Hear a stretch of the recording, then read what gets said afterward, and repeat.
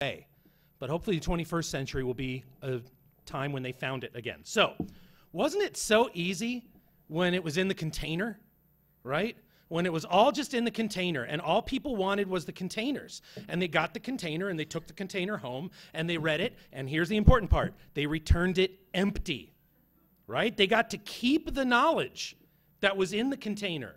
They returned it to us empty. It's kind of like the milkman, right? Anybody still have a milkman? Yeah, we have a milkman. They're artisanal hipster milkmen now. You know, they come with their scarf and the hat and the bicycle. You know, so the book is an amazing carrier of information. And for years, even in the 20th century, it was something precious and rare. And libraries had an excellent opportunity to provide value to the community by providing access to something that was special and rare. But it's not special anymore, and it's not rare anymore, and they're all over the place, and most of them are garbage, right? Both physically and conceptually, right? We'll get to that a little bit more. But the important thing to remember is that this is not, this is a big technology, but books are still technology. And we always see this like a distinction in the library industry between books and technology. That's bullshit. Books are technology. Books are the most successful technology of humankind until something else came along we'll get to in just a minute. But look at this, okay? Gutenberg, right? He screwed everything up, right? When he came along, do you know what the scholars said? This is the end of all knowledge. It will be impossible for scholars to read all the books now that there's so many of them. Therefore, it's the end of scholarship, it's the end of knowledge, it's the end of the academy. We're all going to be dead and stupid by 1500, right? Well, as it turned out, that was close in some ways, but not because of Gutenberg. Now, so now we have these institutions, right? They're venerated, right? We have these precious, very beloved institutions in our communities, but they're the book temple, right? And, my daughter is 7 years old, and they sang a song about the library at the school assembly recently. It was a wonderful little song. Check it in, check it out. It was great. And at the end, they'll go, shh. And I was like, oh, God, don't do that. Don't teach them that. This is like, no. This is not, shh. That's not the lesson of the library anymore. If you want quiet, stay at home, right? So the other piece of that is that this library's role in moving information from the scholar to the student, right? That was a big role for libraries for a long time, and sort of our entry into the autodidact, our ability for people to teach themselves. But there's also, we need to remember, this vision of curriculum as something negative is not a new thing. I mean, you can see clearly here, this is a pretty old engraving, and the teacher is not the protagonist in this image, as we might notice. This is something where it's very much the case about they stuff your head with things, right? Because the notion of a curriculum was still kind of a crazy one. Well, curriculum served us very well in the 20th century. But now we're in this situation where the entire notion of a curriculum is being called into question. Of children who are currently elementary school, how many of the jobs they're going to have currently exist, right? We're still preparing them for jobs that departed our economy 20 years ago, right?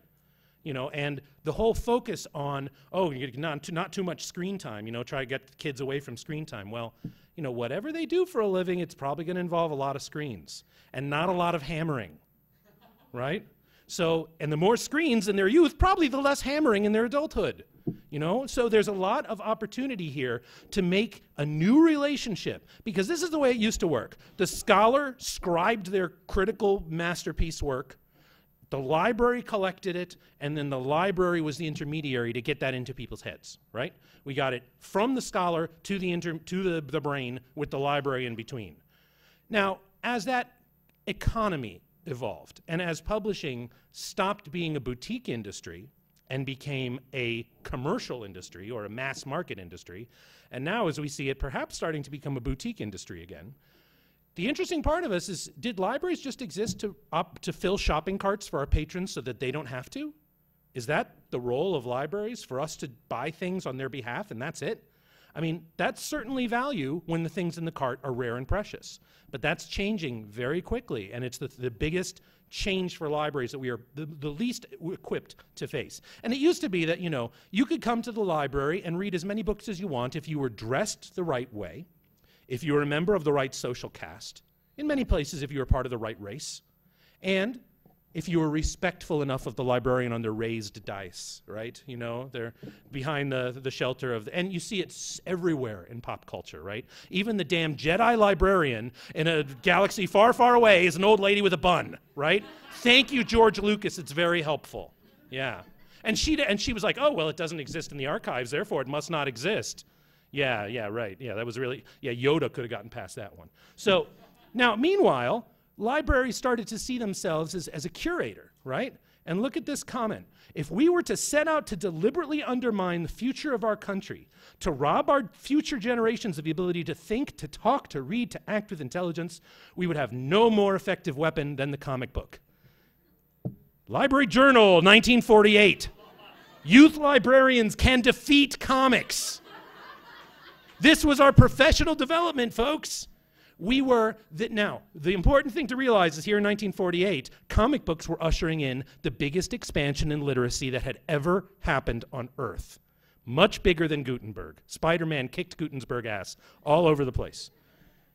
And here we are, our industry, saying this is going to make them stupid, right? Well, that didn't work out so well. And now, most of us have gotten to the point where we see that graphic novels are actually very challenging reading for kids. And in many cases, they can read words far beyond. You guys know about the 5-finger rule, this terrible thing they do in schools, that you're supposed to hold up your hand and while you're reading a book, hold up a finger every time you come to a word that you don't know. And if you get to 5 by the end of the page, that book is too hard for you. Okay? Yeah, seriously. This is pedagogy, folks, right? I think it's really nice when children challenge themselves and when they reach outside of their comfort zone. But meanwhile, comics have become this really amazing, powerful tool because they give kids a context to understand big words that they might not otherwise understand and big concepts they might not otherwise understand. Some of the manga guides to science are the best textbooks I've ever read. There's amazing stuff. So, you know, whatever kids are into is always the downfall of civilization. Going all the way back to, these younglings with their leaf sponges, they've got it too easy, right? This is nothing new. But now we have this big change, all right? What is the big change? This thing. Anybody know what this is? No? It's the first transistor. And all it does is a little piece of material, and it has 2 wires going into it, and then a 3rd wire coming into the top. And if there's current or charge applied to the top wire, then the electricity flows through. If there's charge not applied to the top wire, the electricity does not flow through. That's all it does. And that is the foundation of everything that we have today. All the technology, all the information, everything, all the zeros and the ones comes from this little device. Who could have foreseen what this had happened? Now we say, okay, the information revolution, right? It's happening, it's over, it's amazing, it's changed everything. No, it's barely begun. If you look at the Industrial Revolution and how it eventually changed the whole world, right? You see the pictures of the almost undiscovered tribes in New Guinea, and they're wearing Space Jam t-shirts, right? The Industrial Revolution touched every corner of the globe eventually. The Information Revolution ain't there yet. It's maybe 15 or 20% there. So for us to think of the Information Revolution as something that has happened is very dangerous because it is something that has barely begun, and we can barely foresee what's going to happen with it. And, you know, there's a lot of interesting moments with it. Now, one thing about being early in a revolution is you see lots of really dumb products. Okay? One great example. This is Telmusiki. Telmusiki was the first successful business model for the telephone. And because they couldn't imagine why people would want to talk to each other over a distance. So they took the telephone wires, and you would call the operator and ask them to play a record for you over your line. And they pumped it into your house. So it was basically Pandora, essentially. And you would call the operator and tell them what you wanted to hear, and they'd put it on back in their central room where all of the expensive equipment like phonograph players and telephone transmitters and all that kind of stuff was. So that was a very crazy idea. You know, we look at this and we say, that's nuts. That's never going to work, right? Or what about this? Anybody know what this is? This is a centrifugal labor delivery assist. Because it's the Industrial Revolution. Motors make everything better. Just put the pregnant lady on the table, spin her around, and it'll assist with delivery. What could go wrong? Okay? Now, we're laughing, right? This is ebooks, folks. Our grandchildren are going to laugh their asses off about digital files that only one person can use at a time, right? This makes no more sense than ebooks do. Now, would your library have invested in a $500,000 delivery assist table? Probably not. So why are we investing in transitional technologies that are going to look ridiculous in the next decade, let alone 30 or 40 years from now? So here's a big thing that we all need to recognize, publishers more than anyone. There is no such thing as digital information that is not infinitely perfectly replicable for free forever. There's no such thing. There's physical devices that you might not be able to get things off of. There's media that doesn't last forever. But if you have a stream of zeros and ones, nothing can stop you from duplicating it forever at zero cost once you've made the investment in initial technology. What that means is that the scarcity-powered model of publishing is permanently broken, permanently. And everything that we're seeing right now is publishing trying to retain scarcity as long as they possibly can, while still reaping the advantages of no production costs, right? Costs them nothing to distribute an ebook to you, or almost nothing. It's a lot like the Iceman, right? Long time ago, if the Iceman didn't come to your house, your children got sick and they died, right? Then the ice business changed from harvesting ice in the winter and trying to keep it cold enough all summer long so that the children didn't die, to manufacturing ice centrally in factories because the equipment was too expensive for everyone to have. And then what happened? You know, they were making this beautiful, gorgeous, professional, amazing. I mean, look at that ice. It's amazing. You can't get that out of your ice maker. But we entered the age of the ice maker, the home ice maker, and the Iceman's role in delivery, manufacturing, and distribution was changed forever, and now he's lucky to have a spot outside the gas station, right? That's what's left for that business. Now, along the way, you saw some crazy, crazy transitional products. Like, for example, this vending machine that dispenses, for a nickel, a 25-pound block of ice.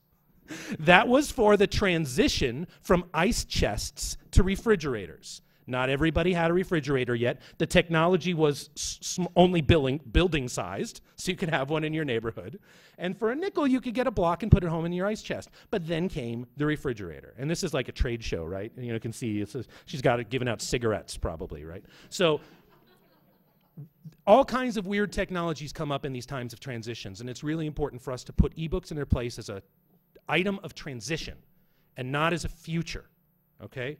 This is not a time of transition for libraries. This is a time of diversification for libraries. We had all our eggs in one basket in the 20th century. Let's not do that again, okay?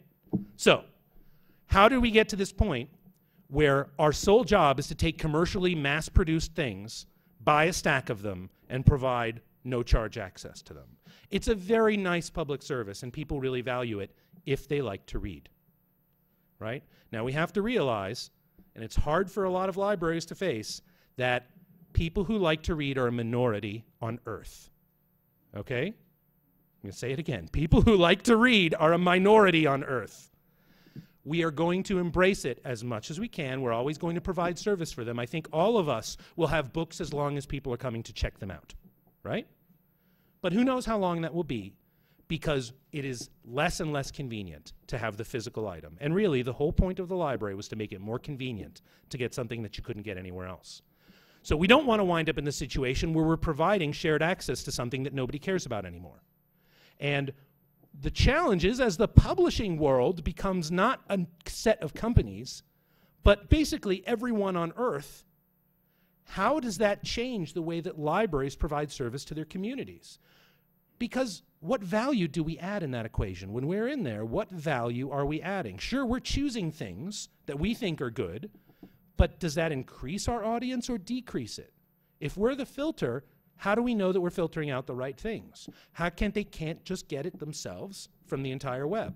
And this is part of what drives me crazy when, especially in school librarians, we really want to talk shit about Wikipedia, right? Well, you know what? Wikipedia is a very powerful resource. And to say to kids, don't use Wikipedia on your report is basic. I mean, it's the same thing as telling them, if you want to talk to your friends, send them a letter. You know? It does not resonate with them. And more to the point, you know, there was that great study that Nature magazine did comparing the accuracy of science articles in Wikipedia to Encyclopedia Britannica. They couldn't find a statistical difference in the accuracy of Wikipedia. Plus, Wikipedia has an article on Yoda. Does Encyclopedia Britannica have an article on Yoda? I don't think so. So which is the more valuable resource? So the biggest thing, though, is that this is no longer a one-way equation. This is now a two-way street.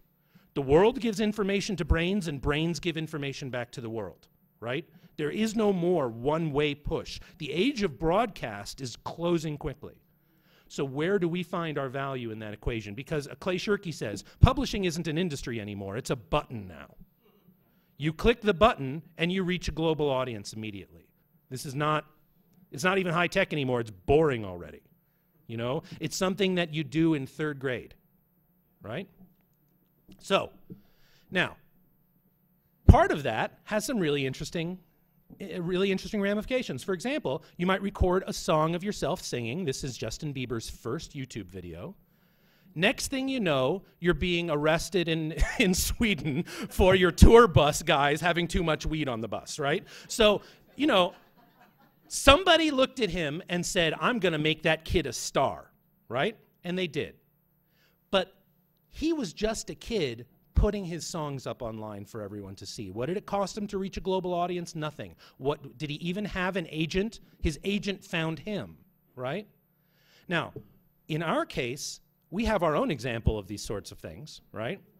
And the funny thing is that, you know, there's less and less of a difference between a New York Times bestseller and impenetrable fan fiction. Yes, that's Harry's Pregnant. Loss and Pain by Lowell Lake. Harry Potter is pregnant with Draco Malfoy's baby, but Draco doesn't want to be involved. You tell me what the difference is between these two things, other than that one of them is a New York Times bestseller and the other is laughable. It's pretty hard to distinguish the difference from a pedagogical or a curatorial perspective, right? But this is what's popular. This is what people want. And more to the point, we almost missed the 50 Shades boat, right? Because it boomed so fast and so quick that we hardly had time to get enough of it. She barely had her contract by the time it was already peaking. And that's one of the biggest changes right now, is that the peak of demand is squashed by the internet. Where you used to have a kind of big, slow peak and then it would peter off, right? Now you got this super huge, super fast peak, and the peak is really tall. There's no way we're gonna meet that demand. And it's over in 6 weeks, right? And with the exception of the few mega hits, of which this is unfortunately one, with the exception of a few mega hits, most titles never break out at all anymore because there's so many of them. So, and that's all about this line between creator and consumer, right?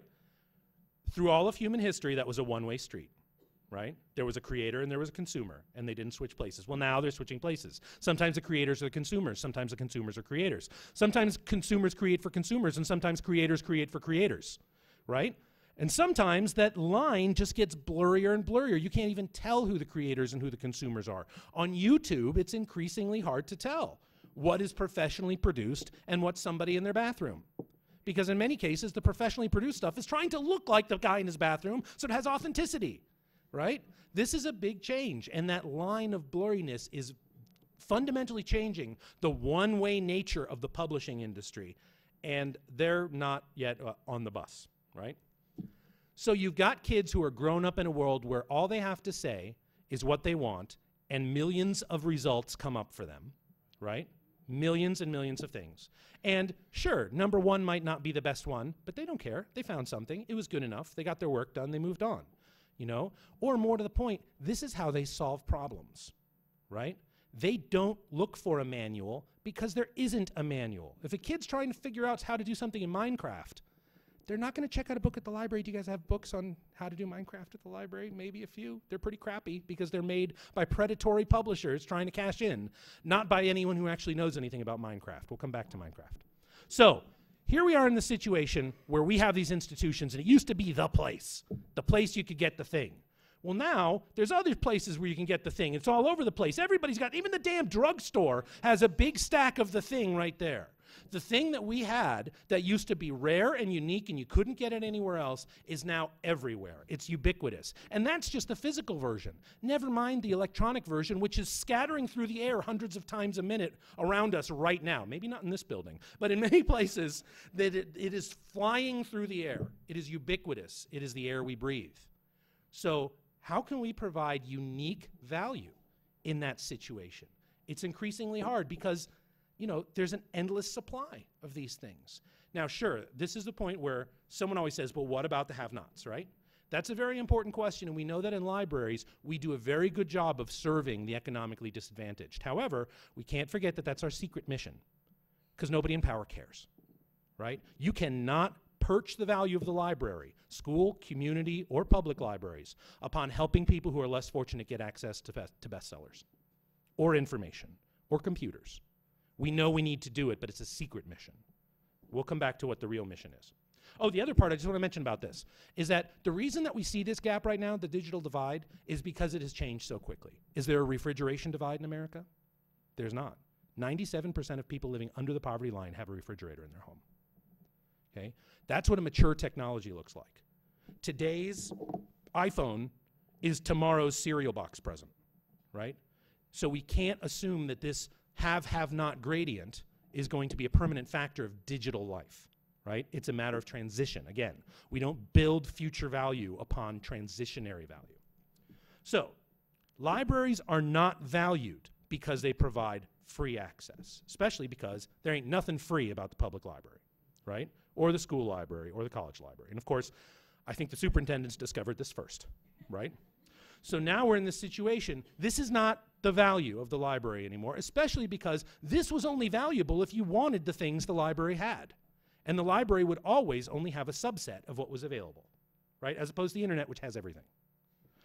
Libraries are valued because they provide unique opportunities to their community. Things they can't get anywhere else, not things they can get everywhere else. And this is the challenge for libraries in this century, to find the unique value and provide a value proposition that is not anywhere else in the community. So, if we decide that ebooks are somehow something unique that libraries offer, it is unique because a library is the only place you have to wait for them, right?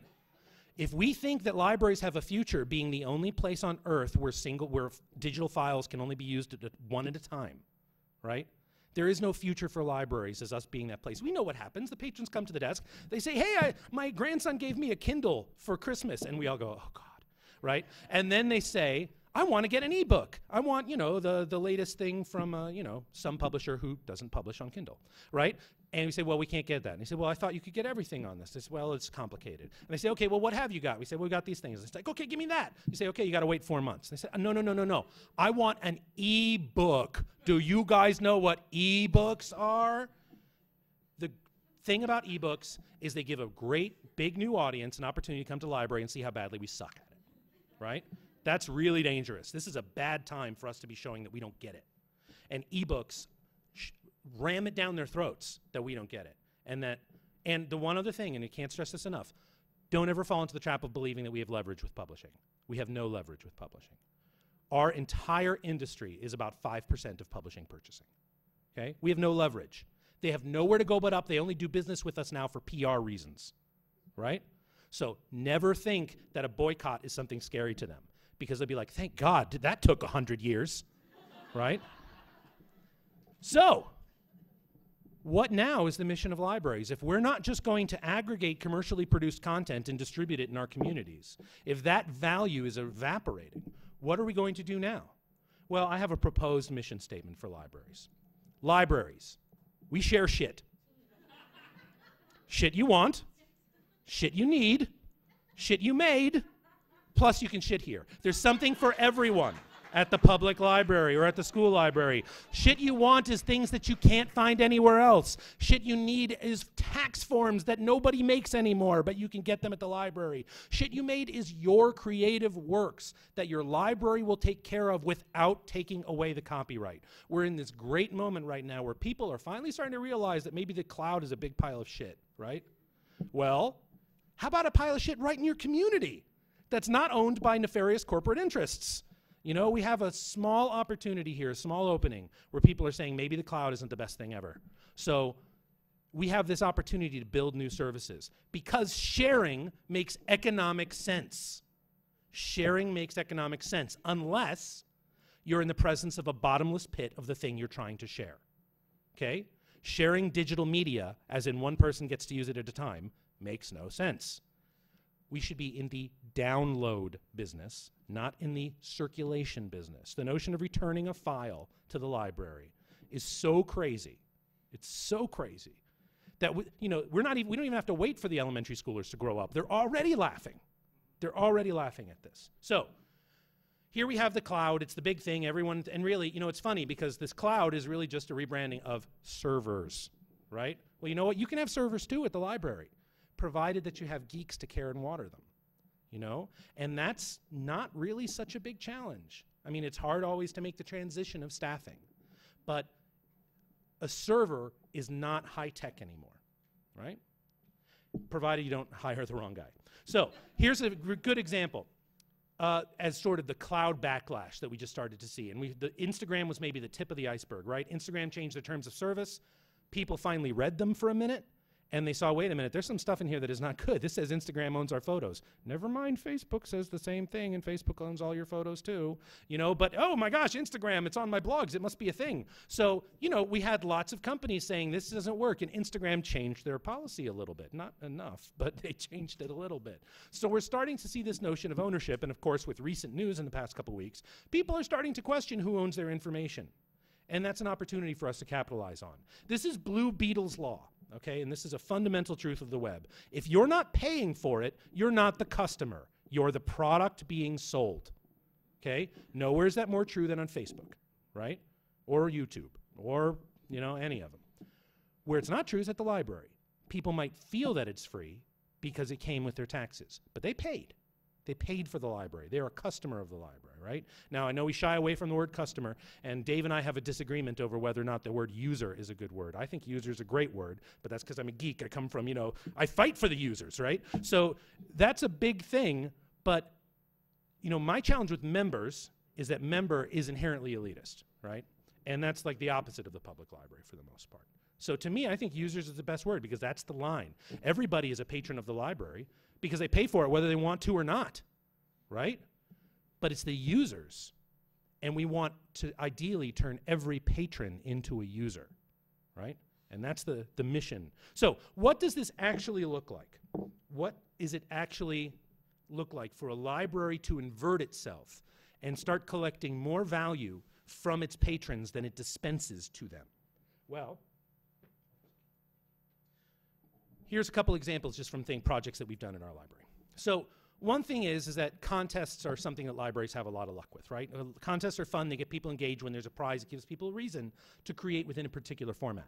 So for years, we've had this Lego contest and a manga contest, and we even had graffiti contests for a while. And whenever we had these contests, we would take pictures of all the entries and post them online with the creator's name. Because we were teaching these young creators that the library is a place where their work reaches a global audience, right? It's a rare, we know that it's a rare classroom teacher who can pull this off, mostly because they have to go through so many layers of administration to be allowed to do it in the first place. And in many cases, it's going to be on the Blackboard or some nightmare CMS that nobody wants to get into, right? But the library, even the school library, can be in a position to put this stuff on the open web for everyone. And you can put the kid's name on it, and that's okay. Because this isn't a picture of them holding up a red cup and saying, woo, this is a picture of something they did when they were 6. That's good when the prospective employer goes Googling them.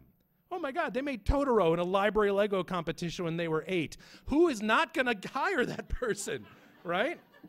That's the kind of history they want to be establishing so that maybe the woo stuff moves a little further down the Google results, right?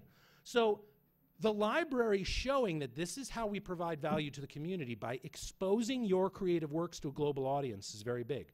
Another thing we did is we have a service called Picture Ann Arbor, which basically is like Flickr, only we're going to be here forever, unlike Flickr. So what we're doing is you can submit any images to our collection, and we will keep them online for as long as we're in operation. I hope that's 500 years.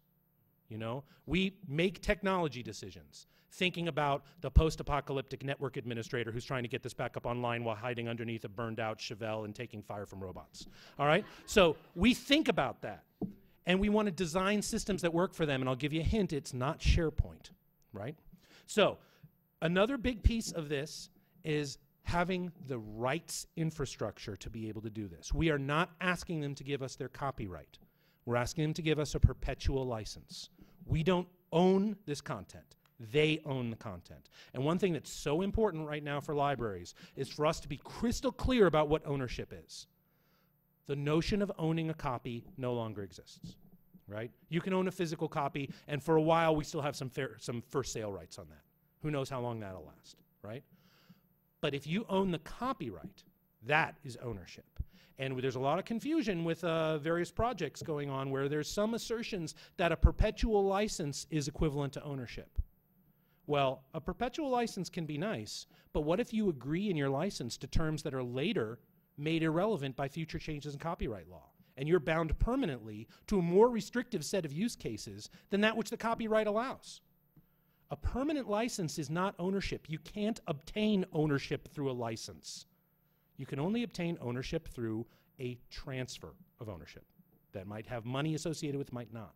But it's crystal clear what ownership is and what it isn't. And a perpetual license is not ownership. Not to say that licenses don't have value. They absolutely do. But we should never confuse it with ownership. So another good example is we've been doing this creative writing story for years. And again, we put the kid's name up there online. We make an ebook of all the entries. And that ebook can be unlimited downloaded with no DRM, and it's not in overdrive. It's just a web page, because ebooks are just web pages that suck.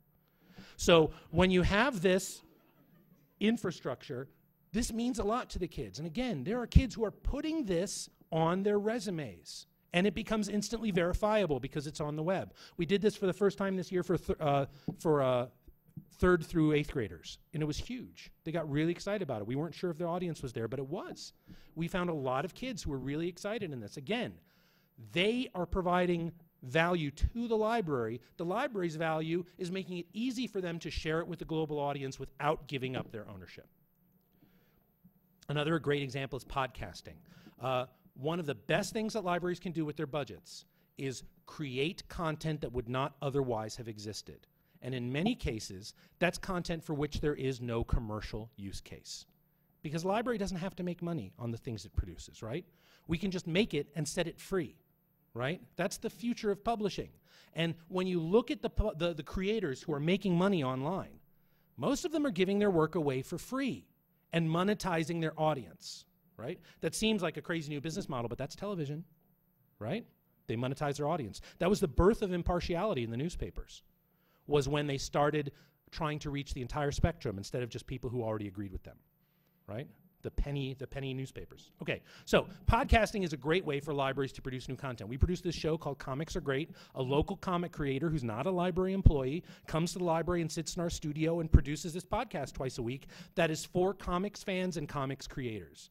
And he's got great connections. He brings amazing people into the studio. We had Raina Telgemeier, a New York Times bestselling comic artist. We had Dave Roman, her husband. We've had a bunch of different creators from all across the spectrum in our studio doing a podcast and talking with teens from our community, providing our community with an experience they wouldn't get anywhere else, with content they wouldn't get anywhere else, not just buying another 100 copies of Smile. Now, not there's anything wrong with buying 100 copies of Smile. It's a great book. But it only goes so far. So another example is we have another podcast called Makercast, which is one of our, this was an intern at the library, and he, in conjunction with the local makerspace, because there's already a makerspace in Ann Arbor, so we're not looking at doing a makerspace because we can't be open 24 hours a day like the makerspace can be. You know, we can't let people keep their projects there like a makerspace can, right? So we're having a much better efficient use of funds by partnering with the makerspace than trying to subsume them. Right? So with this makerspace in town, we have a podcast called Tinker Hub, which is just talking about new developments in the maker community, what's going on in town, upcoming events, all that kind of stuff. We also, for years, have been broadcasting our video game tournaments as television events. We were putting them on cable for a while, and now we record some of them, and the kids get really involved with the production of them. They want to have careers in broadcasting as a result of this. You know, they want to get involved with it. And it's been a really great opportunity for, again, that's an experience they can't get anywhere else. And that's another reason it's an entirely different talk, but why video game events at libraries shouldn't just be, hey, here's a Wii. You know, they got the Wii. They need an experience they can't get anywhere else, and that's tournaments, right? It's a lot of work, but that's why they call it a job.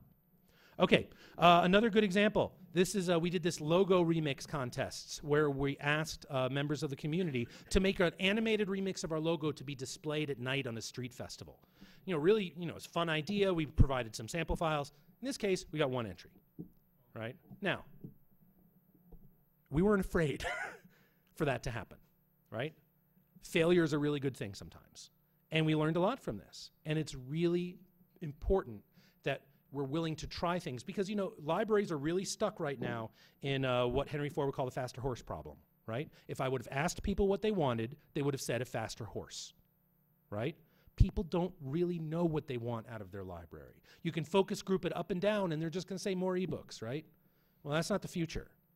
And just because our patrons feel that it's the future doesn't make it the future, because they might just want the faster horse, right? And we don't want to be there standing there on the sideline saying, great, you can have the faster horse, and we'll do the horseshoes. It'll be great. All those new cars are going to need lots of horseshoes, right? Please? Yes? So, another good example, Library Lego League. We've been doing this for years. We take the Mindstorms, Lego Mindstorms event. We do a 3-hour contest with it. They come and they get paired up, or they bring their own teams, and they complete a challenge. We give them a task. They complete a challenge, right? It's not such an unusual library program, but think about what our libraries would look like if we spent half as much on events as we do on collections, right? That'd be transformative for all of us. And in most cases, it would probably reach new audiences if we were able to bring in experiences they couldn't get anywhere else. Another great example about skill building, Scratch is a fantastic software development tool, really great for kids to learn programming and get into it. And it's really easy to do a Scratch contest or just a Scratch event. Just come and play with Scratch. In many cases, you're not even teaching the kids, you're teaching the parents. The kids don't need your help. The parents do. Because the parents are like, can you show us where's the manual? I'm looking for that. Can you? And it's like, it's okay. Just let your kid go. It's going to be all right. They'll figure it out. And, you know, if you're worried about them being on the web looking for information, sit next to them, right? You might learn something. This, I think we had such a run, perhaps for all of human civilization up to this point, of parents knowing more about things than children, that we're ill-equipped as a species to realize that from here on out, it's probably going to be the case that kids know a lot about things that parents don't know about, because things are not going to slow down and change, barring the robot apocalypse. So, you know, things are not going to slow down. And for kids to be living in that world, and it might be that this is a temporary thing, that things change so fast between 1970 and 2000 that we have this weird gap where it inverted. And it may be that the parents who are being born right now might not have this gap with their kids.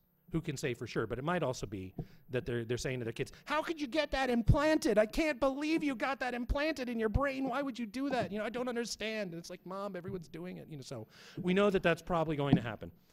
So another good example, this is Kevin Copa. He makes fan-made puppet shows about Avatar: The Last Airbender, to the point where the creators of the show like call him and ask him to help him with stuff, right? So we had him come to the library, not to do a puppet show, but to do a program about making your own puppet show. So he brought one of the audience people up on stage, shot her in front of a green screen, and then did a After Effects tutorial showing how to put a backdrop in behind her, how to make fire come out of her hand, how to, you know, just shot this great little scene in front of the audience to show them not, hey kids, sit on your ass and watch a puppet show, but here, learn how to create content using tools that you can use today. Right? That's a great opportunity. I mentioned briefly the Lego contest, and here's something that library people tend to really love. This is the super awesome Destroyatron, and this came with a 2-page backstory for the guy in the helmet and why he's so disfigured that he needs a helmet. Now, here's the lesson. We do not in any way require any backstory, any writing, even a name of the project, and yet they all do it. Being prescriptive is not something that libraries need to do. We get more writing and better writing out of kids by not asking them to write than we would if we said, because we would not get this many entries if we said everything had to have a 2-page backstory, right? Nobody would do it.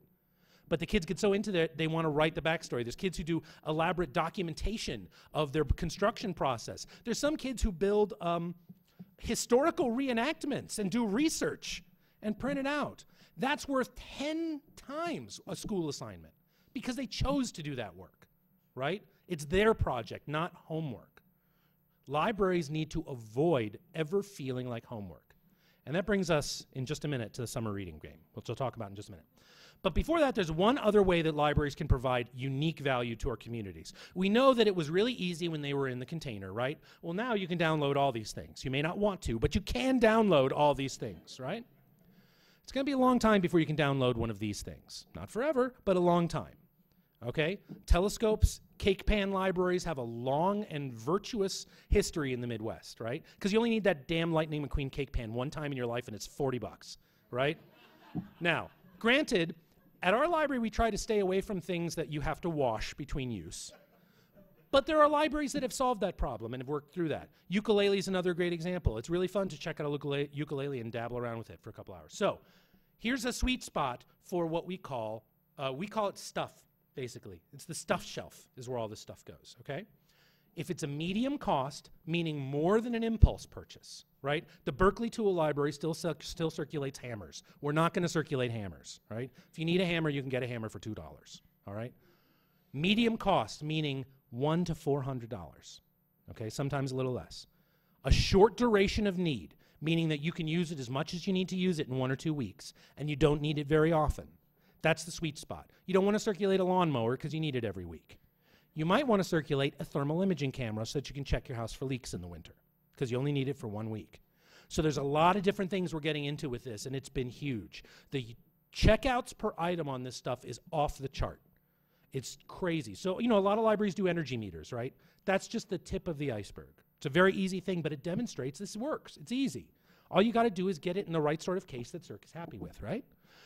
Telescopes have been huge. We're now up to 30 telescopes. The wait line for them is 260 people long. It takes about 6 months to get your telescope. And unlike all of our media, nobody's canceling those holds. They are waiting all 6 months enthusiastically to get their hands on a telescope for 2 weeks. It's not a tricky thing to circulate. It really isn't. And it's a unique opportunity they can't get anywhere else. We have these crazy little things called music tools. We started developing this collection, electronic musical instruments you can't get anywhere else. Wonderful little thing called an automaton, a little weird Japanese musical instrument, great for kids. More complex things like a monotribe, that is a digital sequencer, things, you know, you might want to take it home and mess around with it. We already have local musicians checking these things out and taking them home and using them on their albums, right? We circulate a theremin. Have you ever tried a theremin? It's amazing. It's really easy to play and really hard to be good at, you know? But you can try it at the library. My kids are like, I can play it with my butt. And they're putting their butt close to it, and it's, you know, it's amazing. It's great. Science to go kits is something that we, you know, mounted fossils, bug things, of course. Now, some libraries say, oh, no, people are going to be afraid that we're circulating dead bugs. Well, you know what? They'll get over it. It'll be okay. It'll be okay. We also are circulating a human skeleton, full size, in a duffel bag. His name is Stan, and we found this out not because we named him Stan, but because all classroom skeletons are named Stan because they're all casts of the same guy, and his name was Stan. So if you ever see a skeleton in a classroom, say, hi, Stan. So this is the comic that we had to go with the telescope. There is no manual. I mean, when we circulate the manual, it came with, but we made a 2-page comic about what, because we knew nobody was going to read the manual, right? So here's a 2-page comic that tells you what you need to know about the telescope. Most importantly, don't point it at the sun or you'll be engulfed in flames, right? But it's okay. Look, he's all right. See, he's got bandages on him. He survived to panel 4. This was done by a local comic artist, and this has been very effective at making sure that people know how to use the telescope. Another thing we've been doing are these, we're just getting ready to do these. These are called red data meters, really easy data. They are designed for classrooms, but it's kind of like an iPhone-like interface, and there's all these different sensor packages, and it stores its data on a USB stick in Excel format. So when kids want to do science fair projects, they can use things that are like what scientists actually use, as opposed to the damn purple cabbage juice that no scientist does anymore, right? Science fair, you know, lore is stuck in the 60s of science, right? We need kids to be getting experience with actual scientific tools, right? And these will give you a chart of your data. And your parents don't even need to know how to understand how it works for you to be able to do it. That's a unique opportunity they can't get anywhere else. Here's just some more examples of our music tools. This is actually like a handmade electronic musical instrument called a pocket piano by Critter and Guitari. And here's what the catalog records look like for these. You just find them in the catalog, and there they are. You know, it's a great thing called the Thingamagoop, Bliptronic. And you can see some of them are available, some of them aren't available. The automatones were very popular at the moment I took this. And you can see we have them at all the branches. They are on the stuff shelf where you find stuff, right? So that brings us to summer reading. And I got about 7 minutes just to finish talking about this, and then we'll take some questions. We started reinventing summer reading because I was hearing from so many parents that our summer reading game was making their children read less. right? Why? Because you only had to read 10 books to get your ice cream cone, right? So the kids, we know what would happen. The kids come in, they get their form, they're really excited, they read their 10 Captain Underpants books again, come back and get their ice cream cone. They're like, great, I'm done with my homework for the summer. I don't have to read anymore, right? The other thing was, at this point in time, for libraries to be incentivizing reading and saying, read, read, read, read, read, is a little bit like going over to the river and saying to those fish, swim, damn you, swim. You know, kids are soaking in text all day long. This is a golden age of reading and writing. More humans are reading and writing than at any point in history. And kids are doing it like crazy. And texting is a big part of it. And that is legit. You know, there was a great study that they did in the UK where they had a control group who had no cell phones. They gave half of them cell phones and gave them unlimited texting plans. And the kids who had unlimited texting plans, all of their regular reading and comprehension scores went up, simply because they were reading and writing more. And you know that chat speak that we all hate so much makes for better comprehension because you have to parse more complex uses of text, right? It's good stuff. It helps. So we wanted to take our summer reading game and make it something that actually incentivized what kids needed to be doing in the summer, which is really anything. Just do something, right? So you get points in our game not just for reading books, and it's open-ended, so you can get points all summer long. There is no being done with it. You can read every day. You can get 1,000 points a day for reading. And we added to that points for writing reviews, points for tagging items in the catalog, points for reviewing items in the catalog, points for commenting on blog posts, and interacting with the library and its population. What we found here, and I've seen this with my own kids, you know, it's the first day of summer, and they're desperate to get on the computer and write reviews, right? That's thing you could not get them to do during school nights. But here it's summer because they're choosing to do it. They have a bunch of options that they can do, and there's a badge that you get for the first time you write a review. My 7-year-old learned about browser tabs for the first time because she wanted to write a review and get that badge. It's very powerful stuff. So, you know, we have a lot of badges. We're here in our 3rd year. This has been hugely popular.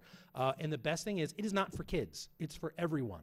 There's some badges that are harder. There's some badges that are easier. There's some badges that you can only do if you have an adult and a kid working together. For example, last year we had one series called the Doily Kart Grand Prix, which it required knowledge of Gilbert and Sullivan and Mario Kart, right?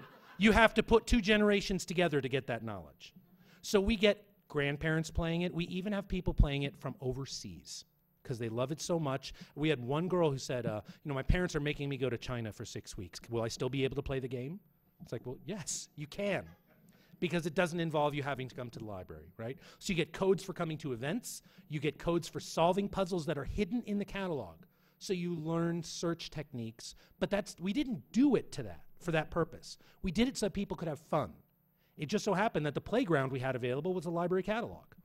So they are learning search techniques. The Great Scott badge, for example, it's not a Back to the Future badge. The badge clue says, can you find the Great Scots in the library catalog? Well, if you just search the word Great Scott, you get hundreds and hundreds of hits.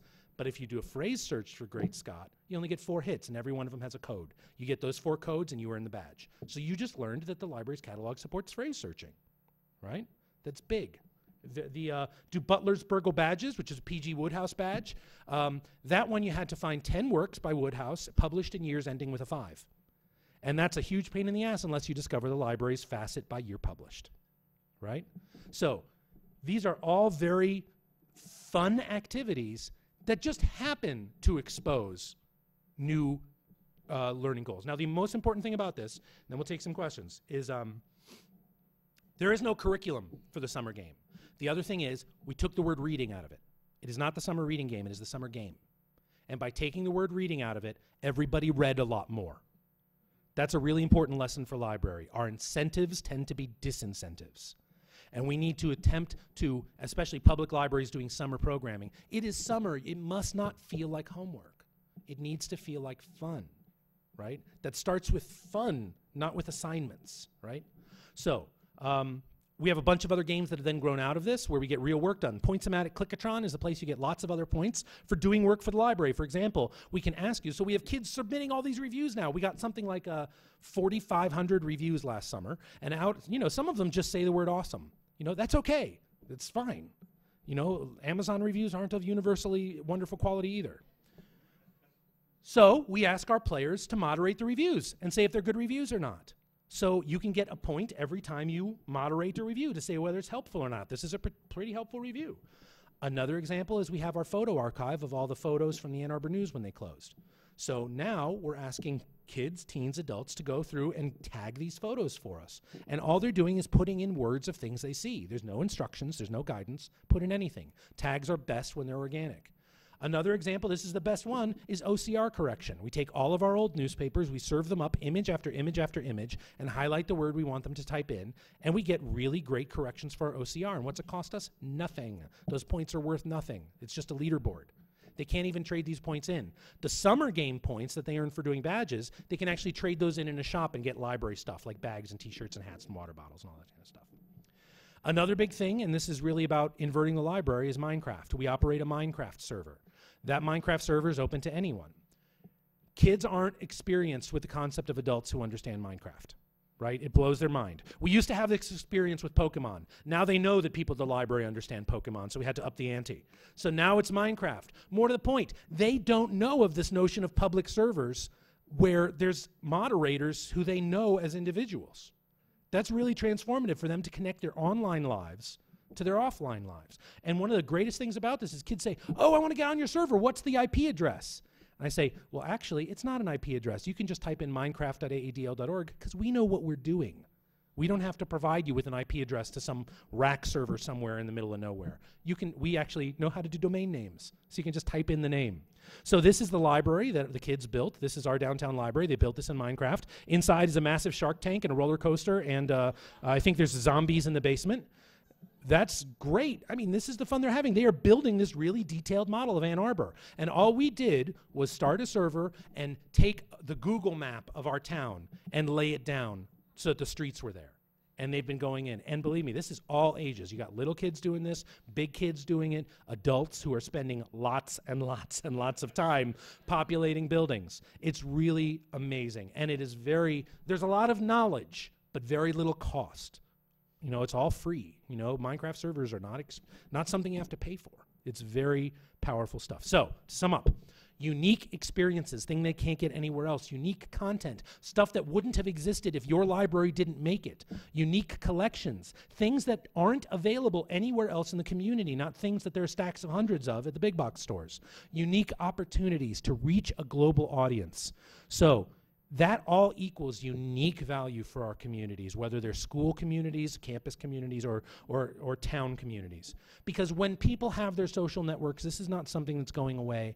And the library can't just be somewhere else. You know, we need to be at the middle. The library needs to be the hub of our community's social network. It can no longer be just the library being the pass-through, right? We need to be the place that it passes through up to the web. Not down. We can provide services where they retain ownership.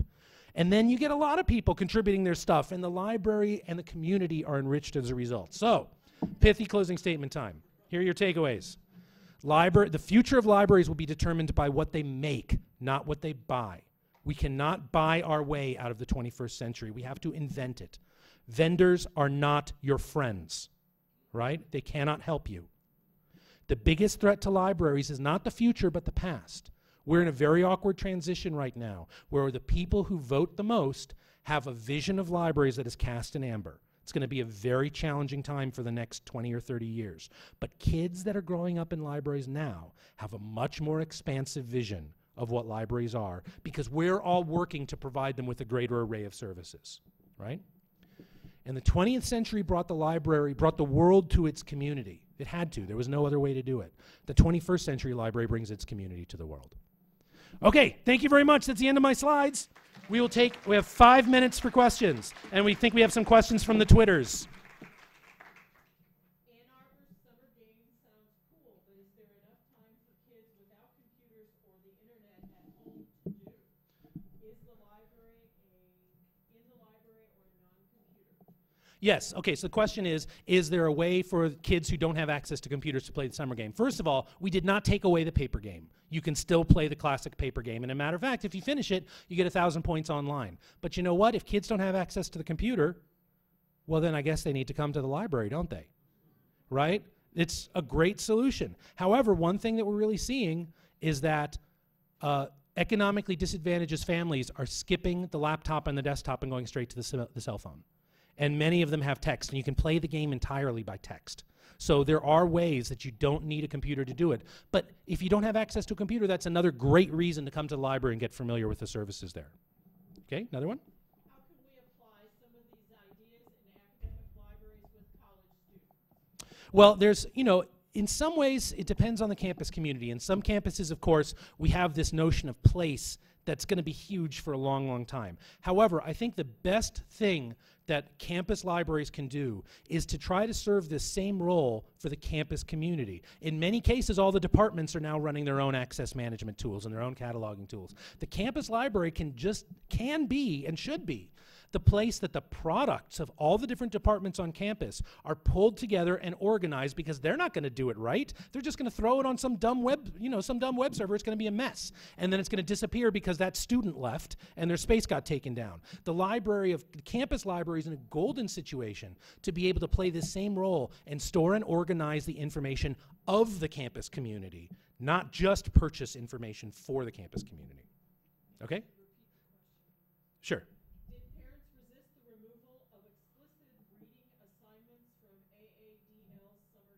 Did parents resist the removal? No. Now, on the paper game, it still says reading game, and it's still for the little kids about the reading books, because for that audience that came in looking for the paper game, we didn't want to say, well, the library doesn't care about reading anymore, right? It's really the library doesn't only care about reading anymore, right? However, any parent whose kids who have started playing this game has seen them engage with information in their community in a way that nothing else motivates them to. They see their kids contributing online. They see their kids researching the history of their own community, because there are badges that are about local history. One of the badges is, what was the name of the model of the first car that the Ann Arbor Police Department had? You know, not only did kids have to find that the library had this information, they had to figure out what the hell a Studebaker was. Any questions from the audience? Yes? So, are the badges only virtual, or do you have actual physical badges? No, they do not really exist. Well, more to the point, I think William Gibson said lately, the things that our grandchildren will laugh at us the most is our distinction between digital and real. Information is a very real thing. It's not physical. So they are not physical badges. They are digital badges, but I'm trying not to say real and digital as two opposite things. Yes? What are we using to keep track of all the stuff for the summer game? It's a Drupal module that we developed. It's free for anyone to use. We have it on our GitHub page at github.com/AADL. However, if you don't have a geek, you're not going to get too far. Drupal, as Mick will tell you, Drupal's not for the faint of heart. It is serious business. It's weapons-grade content management system. So we have released all our code. However, you don't really need any code to do this. All you need to do is edit the notes field on an item in your catalog and hide a code word in there. Then post a clue on a puzzle on paper on the desk and say, can you solve this puzzle? If you find the secret word hidden in our catalog, come to the desk and you'll get a prize.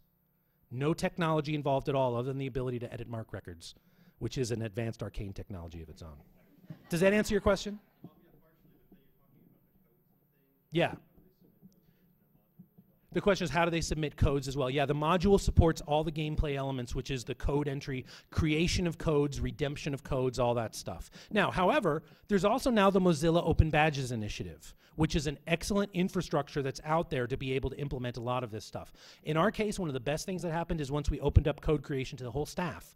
So staff at branches are going crazy hiding codes all over the place. There's a code on the drinking fountain, there's a code under the shelf, there's a code in the fish tank. They're all over the place. Somebody put a code outside on the back of the building that you can only see if you look through this one particular window. So just all kinds of great stuff. And then the kids visit all of our branches, which they otherwise would never do, trying to get all of the codes all over the system.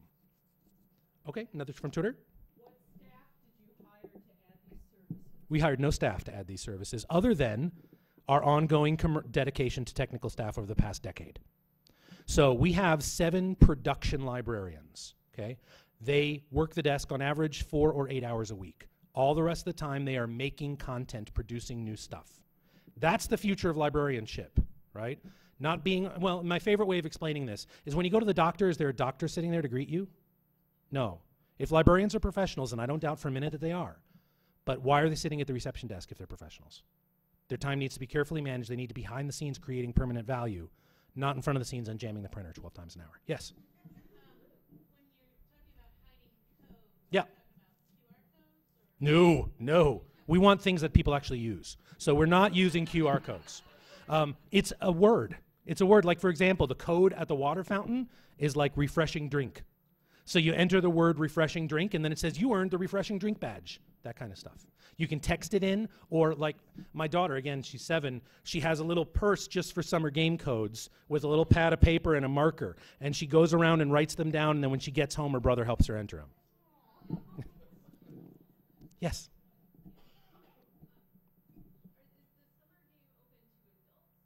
Is the summer game open to adults? Absolutely. It is an all-ages activity, and in fact, about half the players are adults. Some of them don't even have children. We designed the summer game from scratch to be an all-ages activity. All ages. Everything at the library should be all ages unless there's a really strong reason for it not to be.